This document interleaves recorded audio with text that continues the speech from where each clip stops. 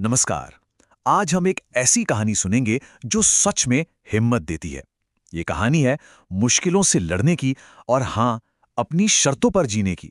तो चलिए शुरू करते हैं। तो इस कहानी का जो मेन आइडिया है ना, वो इसी एक लाइन में छुपा है। अपने दम पर जीना सीखो। ये कहानी एक लड़के राजू की है, जिसका सफर हमें दिखाएगा कि कैसे कोई जीरो से शुरू करके सब कुछ हासिल कर सकता है। तो शुरुआत होती है अंधकार में भविष्य से। यहां हम मिलते हैं 16 साल के राजू से। उसके पिता की अभी अभी मौत हुई है और वो बहुत ही बुरे हालातों में फंसा हुआ है। ऐसा लग रहा था जैसे उसका भविष्य बिल्कुल अंधेरे में डूब गया हो।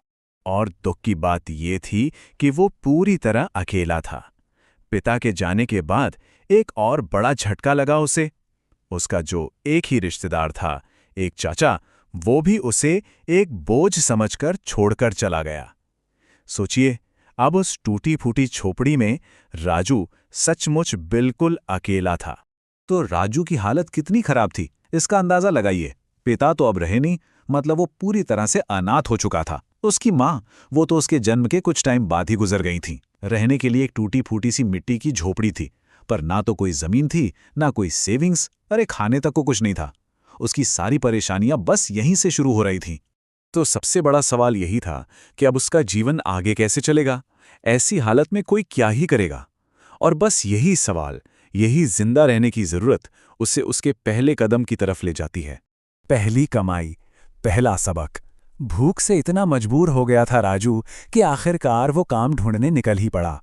और यहीं से उसकी पहली कमाई का और जिंदगी के पहले सबसे कठोर सबक का सफर शुरू होता है।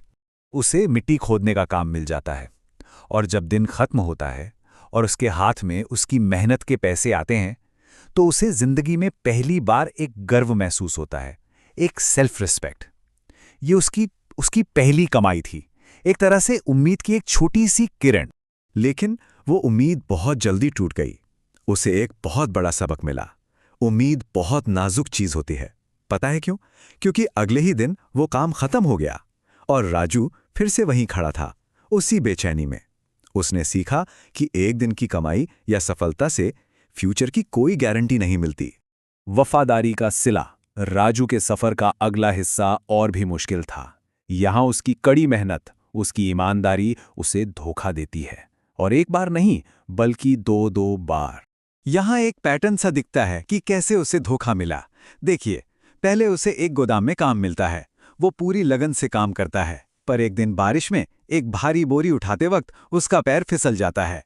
बस इतनी सी गलती पर मुनीम जी उसे बिना कुछ सुने काम से निकाल देते हैं।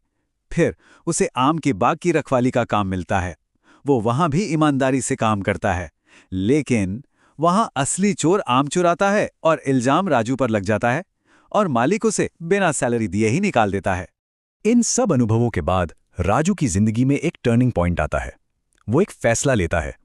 फैसला ये कि अब वो किसी और के पास काम नहीं करेगा, अपनी ईमानदारी और वफादारी ऐसे बर्बाद नहीं करेगा। वो अब खुद के दम पर जिएगा। एक नई शुरुआत। इस नए डिसीजन के साथ राजू अपना गांव छोड़ देता है और पास के एक कस्बे में चला जाता है। लेकिन इस बार वो सिर्फ नौकरी नहीं ढूंढ रहा था, वो एक मौका ढूंढ रहा था, कुछ सीखने का, आगे बढ़ने का। और यहां हमें पता चलता है कि सही लोग और सही माहौल मिलना कितना जरूरी है। देखिए, एक तरफ था मुनीम, जिसने एक छोटी सी अनजाने में हुई गलती पर राजू को निकाल दिया। और दूसरी तरफ था अमन, एक फास्ट फूड शॉप का मालिक। उसने राजू से क्या कहा?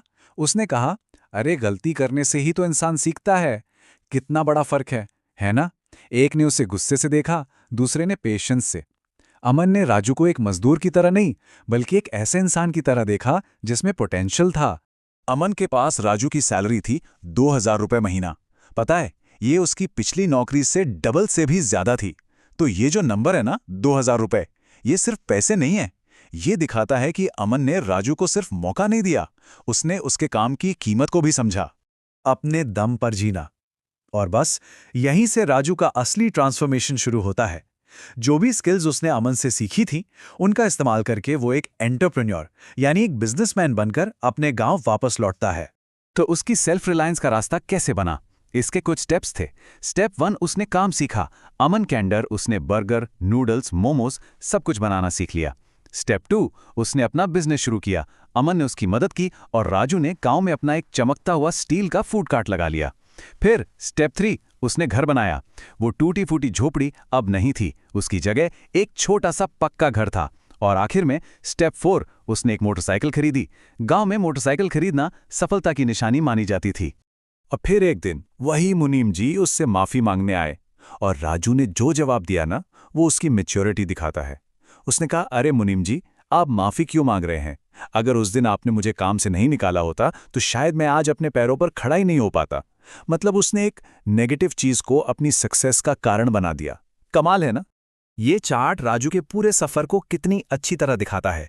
वो शुरू हुआ जीरो से, जब वो अनाथ था। फिर वो एक मजदूर बना और वहां से वो सीधा एक सफल बिजनेसमैन बन गया। ये सचमुच जीरो से हीरो बनने वाली कहानी है। तो आइए अब इस कहानी का सार देखते हैं। इसका एसेंस क्या है? हमें इससे आखिर सीखने को क्या मिलता है? तो देखिए, इस कहानी से कुछ बहुत जरूरी बातें समझ आती हैं। पहली चीज है सेल्फ रिलायंस। असली ताकत तभी आती है जब इंसान अपने दम पर खड़ा होना सीख जाता है। दूसरी बात, जो भी परेशानियां आती हैं या जो धोखे मिलते हैं, वो हमें तोड़ने के लिए नहीं बल्कि आगे बढ़ने का रास्ता दिखाने के लिए आते हैं।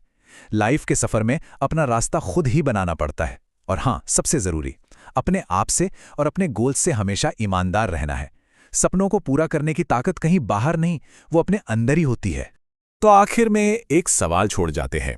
अपनी शर्तों पर जीना शुरू करने के लिए वो एक छोटा सा कदम कौन सा हो सकता है जो आज ही उठाया जा सके?